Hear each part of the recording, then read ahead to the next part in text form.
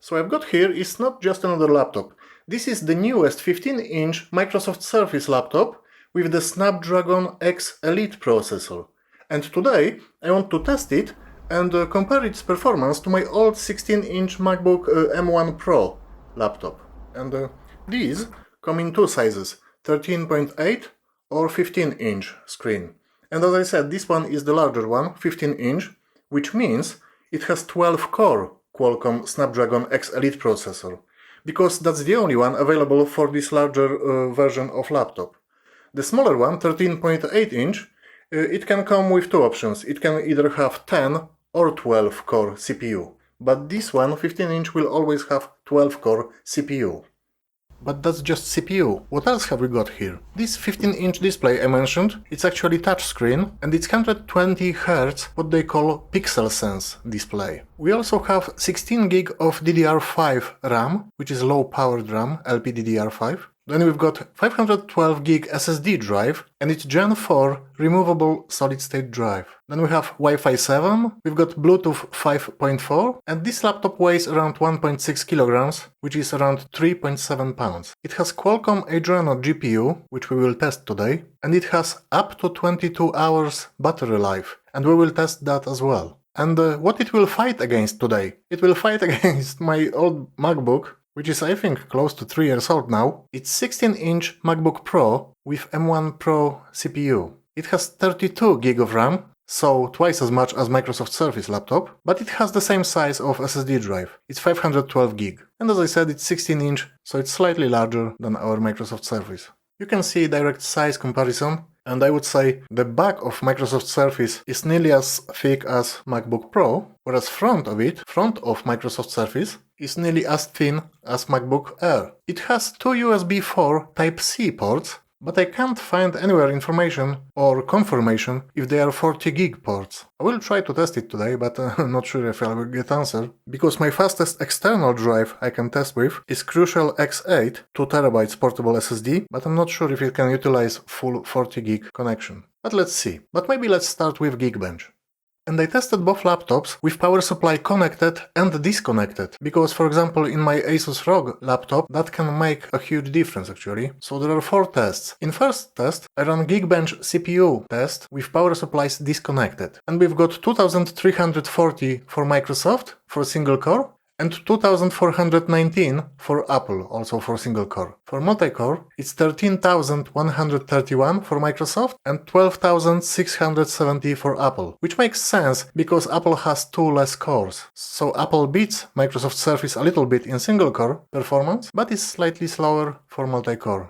Then I ran it again with connected, but I got very similar results. 2326 for Microsoft, 2416 for Apple for single core, and 13,100 for Microsoft and 12,500 for Apple. So basically the same results. And then I ran Geekbench GPU test, first also disconnected from power supply. So we had nearly 19,000 for Microsoft, but Apple finished up with 42,000, which is over twice higher score than Microsoft Surface. Then I connected the power supply, but got very similar results. This time Microsoft slightly over 19,000, but Apple still close to 42,000, so still ending up with score over 100% higher. Next test I ran was Blender, and it was a rather interesting one. So I ran a test called Party Tag test exactly, and I had to run it several times because I wasn't sure what's going on here. In my first test, both laptops were disconnected from power supply, and it took 1 minute 26 seconds for Windows to complete, but it took just over 7 seconds for Apple to complete. So huge difference. I ran that test again, well, and again anyways, but in my second test I had 1 minute 58 seconds for Windows, and just below 8 seconds for Apple. So even bigger difference. So I then connected the power supplies, hoping that will change something. And the result was even more weird. I mean, not on Apple's side, because Apple completed it slightly quicker. It was just below 7 seconds, 6.74 seconds. But Microsoft, it took ages. You know, it first displayed the time was 1.58, 1 minute 58 seconds, but then it switched, or it flicked over, to 2 minutes 32 seconds. And when I checked my recording on my phone, that second value was the accurate one, because it indeed took 2 minutes 32 seconds for Microsoft Surface laptop to complete that task. which is much longer than when it was disconnected. So I'm not sure what's going on here. Was it thermal throttling? But anyways, even if it was, it doesn't really matter because 2 minutes 30 seconds versus 7 seconds, that means Apple wins with 2071% higher score. But obviously I know that is not the CPU or GPU performance difference, it's rather something for developers to work on. There must be something weird going on in the background. And I would love to say that the next test was Cinebench test, but it wasn't, because it didn't run at all. Basically it just said Cinebench requires a CPU with AVX2 instruction support. It's pretty old set of instructions, but anyways, looks like they are not included in Snapdragon X Elite processor, so that test just couldn't run. Then I wanted to test those USB 4 Type-C ports, and using my Crucial X8 SSD drive, which in theory has max read speed of 1050 megabytes per second, so just over 1 gig per second, 1 gigabyte per second I mean, I could reach maximum speed here with Microsoft Surface 440 megabytes per second. When I tested exactly the same file, when I copied it to my MacBook, I could notice that MacBook actually copies it a little bit faster, like 1 second or 2 seconds. I repeated it several times. It was always slightly faster than Microsoft Surface, but it's difficult for me to make a conclusion here. But I'm really interested if this port is really full 40 gigs per second, or is it the cheaper version which runs up to 20 gig only. So going back to Microsoft Surface versus Apple, let's call it a draw.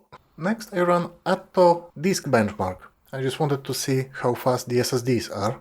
And I ran that test with laptops connected and disconnected and got nearly exactly the same results. So let's just say that Apple seems to have much faster SSD drive than Microsoft Surface. Apple's SSD can reach over 6 GB per second, while Microsoft Surface tops at around 3.4 GB per second. So Apple's SSD is close to be twice as fast as our Windows laptop. But there is one huge difference between those laptops, because the one in Microsoft Surface is removable, so you can simply buy another SSD which can be faster, with larger capacity. So I don't want to call Apple a winner in this situation, I'd rather call it draw.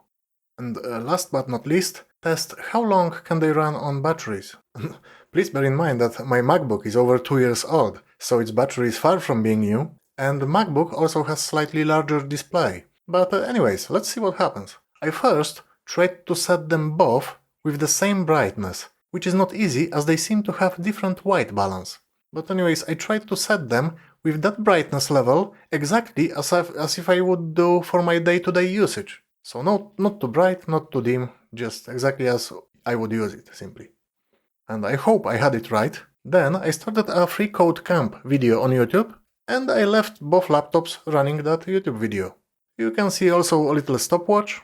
There is a few seconds difference between them, as I didn't bother to start them at exactly the same time. It doesn't make any difference for our test. After around 2 hours, the MacBook Pro still had 90% of battery, which quite positively surprised me that it still holds battery quite well. And the Microsoft Surface showed 89%, which is also good, so it seems that they go head in head with Apple. And then the last video is after 4 hours. I just could not keep them longer in that test, as there were a million other tests I wanted to run. So after those 4 hours, the Apple showed 73%, which I'm very happy with, and the Microsoft Surface showed 78%, so seems to be holding even better. Microsoft Surface wins this competition then, and at this rate it should, in theory, let you watch YouTube for 20 hours straight, without needing to connect power supply. Which is basically what Microsoft claims, and looks like they are right. Perfect, so that's it for today. Please let me know, guys, in the comments what other tests you would like me to run, so I will run them for you. Thank you for watching.